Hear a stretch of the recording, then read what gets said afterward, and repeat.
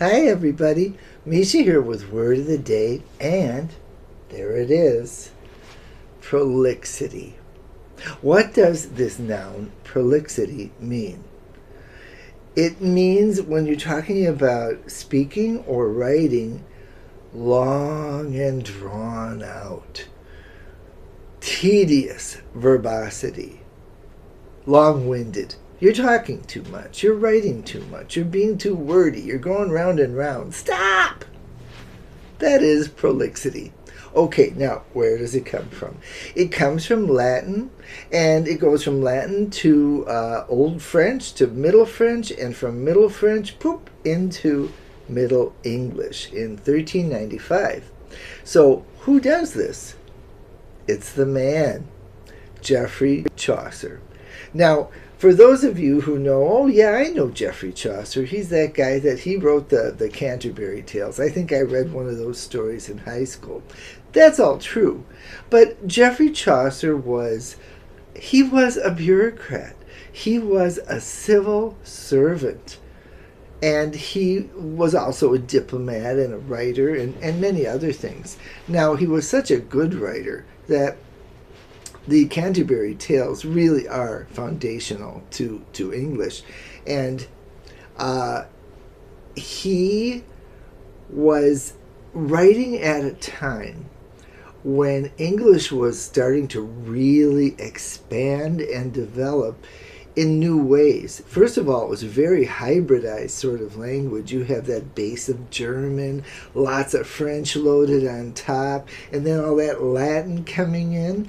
And it's now becoming a language that's quite good for political stuff. It's good for literary things. You can write with it. And it's also socially very flexible. Now, there are a variety of reasons for why I say that, but just to, Ambrose, just to give you an example, you. In English, we have one form of you today, and it doesn't matter if you're the prince or the pauper, we're still going to just say you. Like you, Ambrose, right? And in other languages, there are several forms of the verb you, so that you can differentiate between social statuses and relationships. The more democratic a society is, the less it needs that. We only have you. So, back to Geoffrey Chaucer. He actually brings this word prolixity into English in his magnum opus, which is, of course, the Canterbury Tales.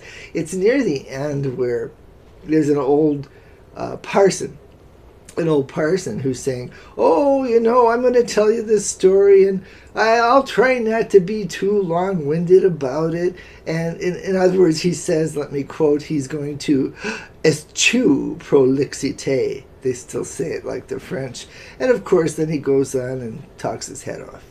So how can we use this word prolixity today? Let me give you a couple of examples. How about this? Old Pastor Bag-o-Wind is a darling old guy, but his sermons are monuments to prolixity. He can go on forever. Or how about this? When Lincoln gave the Gettysburg Address, which was 2.5 minutes long, he actually wasn't the main speaker at that event. It was another guy named Edward Everett, whose speech was 2.5 hours long. But they did not consider it to be, I'm going to use the adjective. They did not consider it to be prolix, to be 2.5 hours, because back then, that's just the way that speeches were. At least we're luckier than that, huh? Okay, so that is prolixity or prolix, and you can use it in the comments. And let's say that you're thinking, maybe I'll check out that Canterbury Tales. I haven't seen that in years. You might want to look at something like this. Now, this is the Canterbury Tales, but it's a Norton edition. And if you recall what I've told you before about Norton editions, only a small part of the book is going to be the text, like the Canterbury Tales. The rest of it is all about the Canterbury Tales. They give you the lowdown. Or let's say you just kind of, oh, I wonder what life was like back then. You might get a book like this, The World of Chaucer. Okay, remember, we're not buying books from the big boys anymore. We're going to support independent booksellers whenever we can. So click above or below at bookshop.org/shop/word of the day. Yeah, and me and Ambrose, mwah, you. We'll see you later.